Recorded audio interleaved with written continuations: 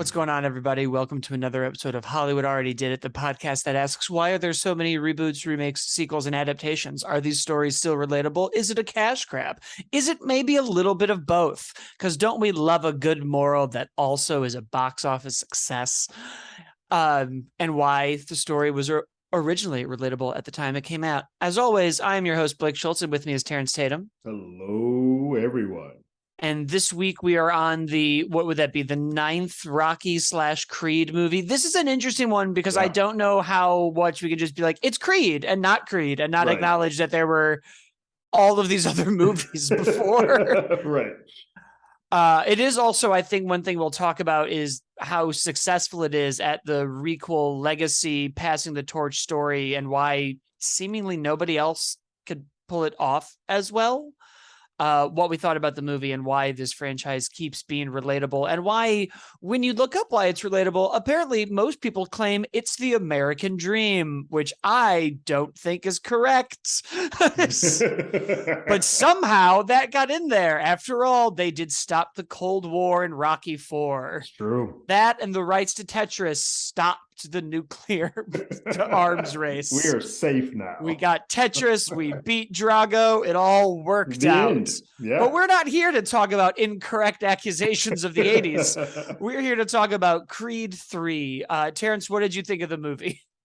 Yeah, so I look forward to these movies. I loved one. I loved two. I think this is one of those times where I'm sitting there like, I can't wait to get more and more of this. And when I heard Michael B. Jordan was directing, I'm like, oh, that should be interesting. Because I know how most, like, 3 of the films of the original Rocky were done by Stallone. Maybe 3. I know 2, and 2 of those are my favorite. 3, and I think after Balboa. That it's all him. Yeah, Balboa. Yeah, and I'm like, oh, those are some of my favorite of those. So it's always kind of cool to see that happen.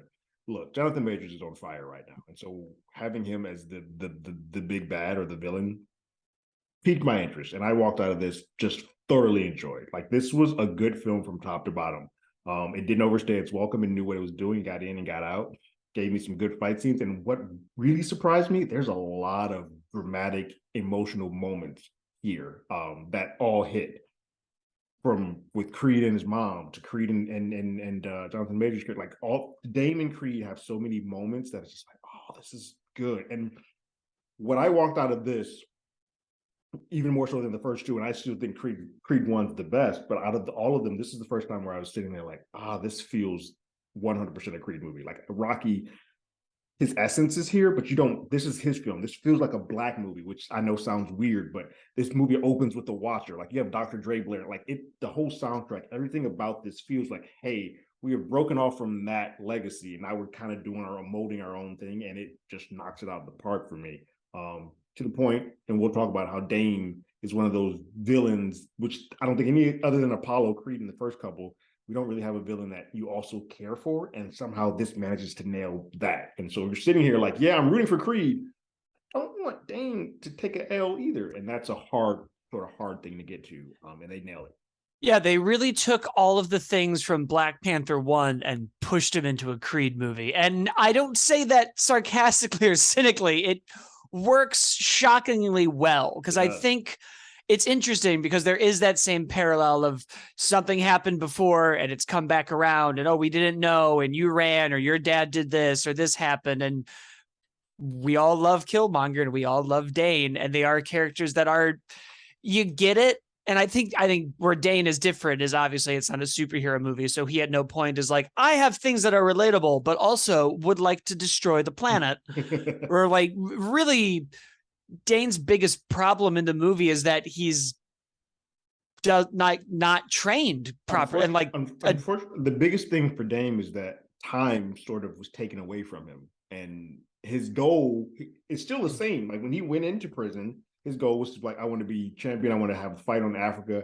And that goal didn't change at all while he was in jail. He still wanted that. So when he came out, he still wanted that. But the problem is, the guy who was under him, his best friend, his buddy, his brother, has the life that he wants, or he wanted. And that's a hard pill to swallow, especially when some of the issues, the reason why you're in that predicament, is because of him. I will say, like, they do a good job of making that point. I was like, you didn't need to pull the gun, though. Like, there's always that one thing when they're like, and then you did this to me. And it's like, yeah, but you did escalate the situation. Still been punching. Like, it's like Star Wars. And Anakin's like, I think the Jedi had some bad ideas. And Obi-Wan's like, right, but then you killed all of them. Then you murdered them. Like, you got to understand, you might have had some points, but then you killed children. You see where the line is. But yeah, he's incredible. It is truly his year, his summer, his world. It's his and Florence Pugh's world, and we're just all living in it. And I'm here for it. I love it. You're right. The directing in this is great. We'll get more and more into it as we kind of go on, because he does a lot of innovative things for this genre, and it makes me really want to see what else he can do, and also what else we can like take from anime influences and put in movies. Because between this and Nope, I'm just like, yes, do all of the, give me my giant Final Fantasy type monsters and weird bars and boxing rounds and giant sweat splashing off of people like Dragon Ball Z. Do all of it. Give it all to me now. How we can't adapt animes into live action now is a different, it's strange that don't know how we haven't crossed that bridge. We haven't correlated that, but whatever.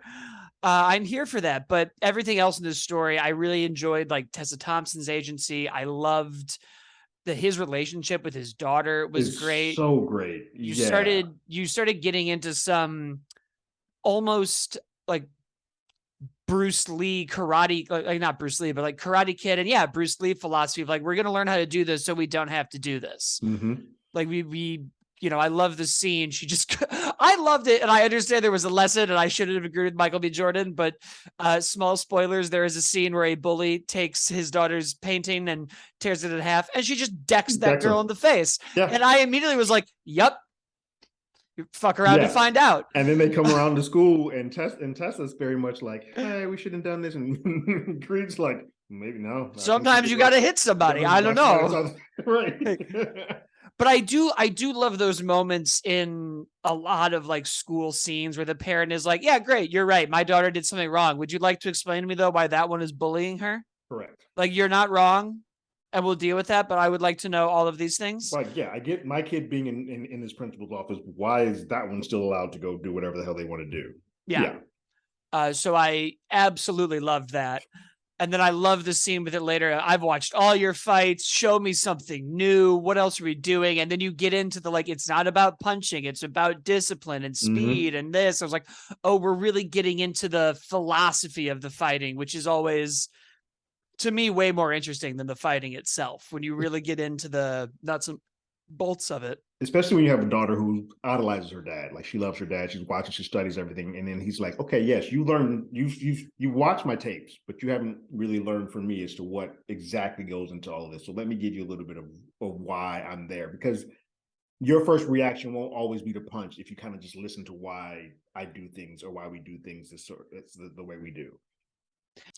And it's interesting because we are now so long in this. So I think the question really becomes, for our little podcast, why have these movies continued to be relatable? We're now on, 5, and then Balboa, 3 Creed. So this is the ninth one. Yeah. It's also the only, I'm going to misspeak maybe, the longest, oldest American franchise I can think of that doesn't have a book, a comic, a TV show, anything adapted from it. This is just Rocky, just Stallone's writing from 76 to 2023. Every single one of these movies has made a profit, which, they're not that expensive, but not only have they made a profit, they've made a batshit insane amount of money. They usually go about 3 times their budget. Yeah. And I'm sure people are like, Fast and the Furious is also an original. That doesn't have Oscars though. Like, very true. I can't think of another franchise that's lasted this long with this many movies that people keep showing up for and has prestige, and the Academy's behind it. Right, and has prestige behind it. Yeah, I can't either. Like, that's the only, like, I think obviously your horror franchises, and I could probably count those up, but those don't.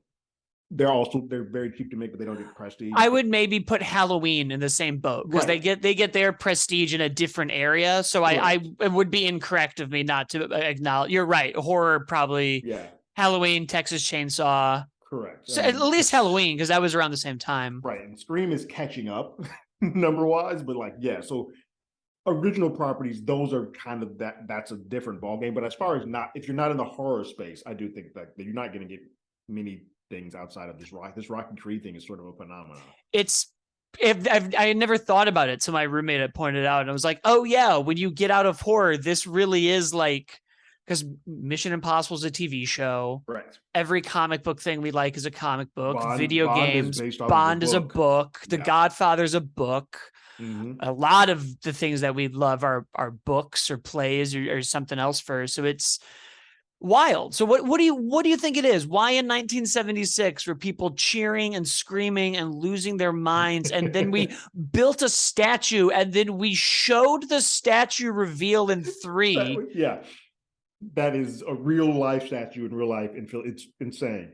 A lot of it is the everyman. I think a lot of people have attached to this everyman sort of notion of Rocky and saying, hey, this guy who was kind of like this lovable meathead, if you will, at that point in time, who, and especially in the first one, you spend time like, hey, he's just chasing after the girl. He just wants to love this girl. And he got a guy that he's coming up out of nowhere. Nobody believes him. He's like, oh, what is this? Everybody sort of roots for that guy who's like, he is the person that no one would believe can get this done.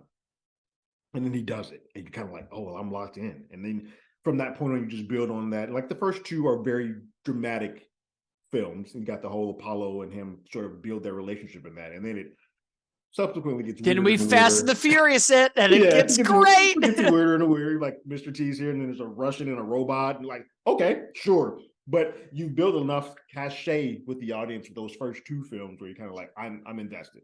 So now you can get a little bit weirder, you can get a little bit wilder. I'm in it. And you sort of scale it back down with Balboa, and then you pass it off to Creed. And I think this one works because now you're starting to get people of color in it. And so you're still getting that everyman, but now you're getting people of color. Like there's a lot of Black and Hispanic folks that are built into this film as a whole. And so it then starts like giving them those sports franchises. Because for a lot of the time, these sports franchises were very dependent on just Caucasians. And so now you're kind of like, all right, here's your chance to kind of take this ball and run it. And I think that's what's happening. And you can tell by the way the box office and the audience is, each time these Creeds get more and more fans as they go along. Creed 1, Creed 2, like there's something hismic about just watching this go on. I think it's time to wrap the show. This has been Hollywood Already Did Its episode on Creed. Thank you guys for listening. We'll be back next week with Scream 6. And then I think in order it is Dungeons and Dragons and John Wick 4. And then April is Mario. I think that's the next. In there somewhere. Oh, yeah. I know. The way you just responded is exactly that I feel about that too. That's right. That's going to, that's going to be really interesting for a lot of that's going to be way more. The conversation around that movie is going to be so much more interesting than the movie. Cause like, it feels like the last chapter, it's like the lost episode of a show that was canceled. Like, oh yeah, we have this here. Throw this out. It's like, oh, okay. I guess James Gunn's doing something. I don't know anymore. Fine. I hope the worm's in it that we teased last time, but whatever. So yeah, come along for all those. Hit subscribe, stick around. I'm at, as always, Blake. Terrence is at Terrence Tatum. The show is at Hollywood ADI. Terrence has our YouTube channel with trailer reactions and show reviews and everything else under the sun that we don't have time to cover here. And we will see everybody next week, which feels great to say after like a year of being like, who knows? Later.